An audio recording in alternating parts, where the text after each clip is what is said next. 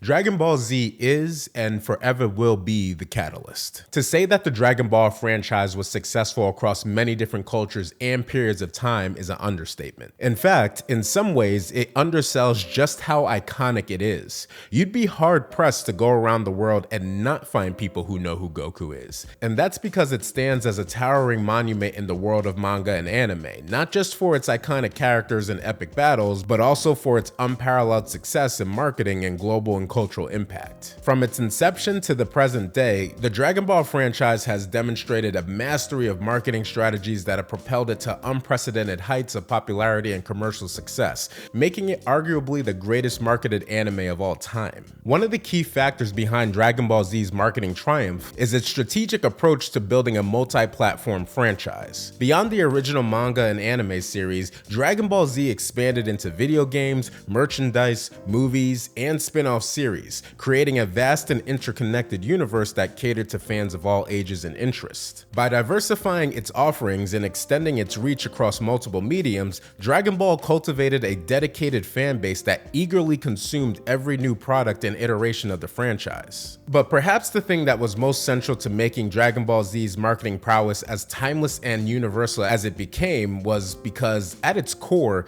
Dragon Ball has always been a story about friendship, perseverance, and the triumph of good over evil, themes that resonate with audiences of all backgrounds and cultures. By tapping into these universal emotions and values, Dragon Ball Z was able to transcend cultural barriers and find success in markets around the world, from Japan to North America, Latin America, Europe, and beyond. I mean, just for a second, think about some of the things that we were able to take away from Dragon Ball, specifically Dragon Ball Z. Goku was the prime representation of setting challenges, breaking through barriers, learning from others, and always looking ahead. Vegeta was the embodiment of pride being your downfall, always looking to improve and dealing with anger. Krillin showed us how to always be there in support of your friends, whether you could help or not.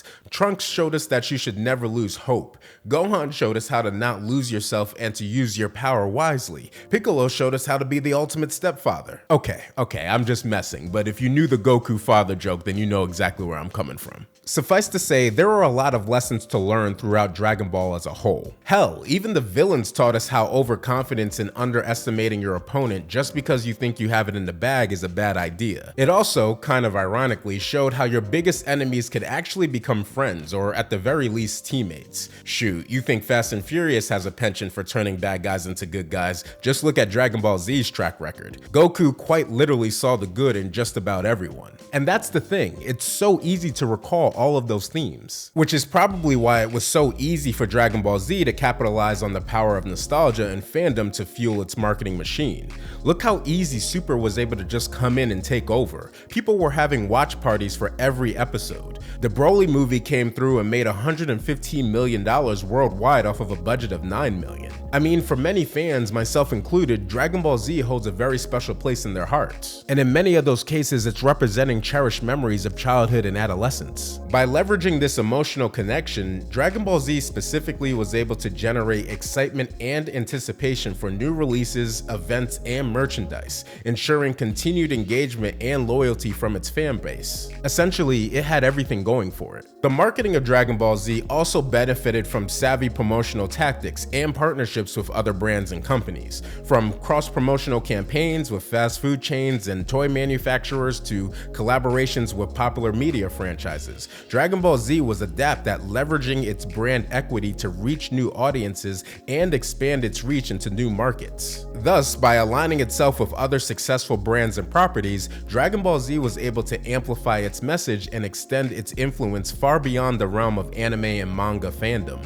In addition to its strategic marketing efforts, the Dragon Ball franchise owes much of its success to the visionary leadership of its creator, Akira Toriyama, as well as the dedicated team of professionals behind the franchise. With their creative vision, attention to detail, and commitment to excellence, they have ensured that Dragon Ball remains a cultural phenomenon that continues to captivate audiences and inspire generations of fans. That commitment to excellence has also inspired some of the most popular manga and anime franchises, including One Piece, Naruto, Bleach, and Fairy Tail. You'll even find different Dragon Ball inspiration in many different films, including Man of Steel, Age of Ultron, Shang-Chi, the Matrix trilogy, even the more recent Creed 3 has a very obvious reference. You'll find it in popular media like the WWE, the NBA, UFC, and the NFL, and the amount of hip-hop references goes without saying. Dragon Ball absolutely is a testament to the power of effective marketing in building a global brand and sustaining long-term success. But it's through its approach to storytelling, its universal themes, its emotional resonance, especially when it comes to having belief in oneself, where you realize just how much Dragon Ball has affected culture and how much Akira Toriyama has affected the world. But he didn't go without leaving an indelible mark on culture for years to come. And so for all of that, as well as the profound effect that Dragon Ball Z had on me specifically, to Akira Toriyama, rest in peace and thank you.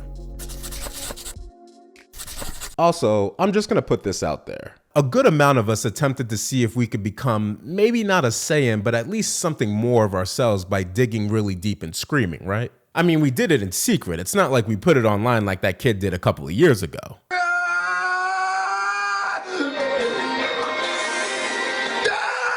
But at this point, we're all willing to admit that we tried, right? Or is that something that we're still keeping to ourselves? You know what? Never mind.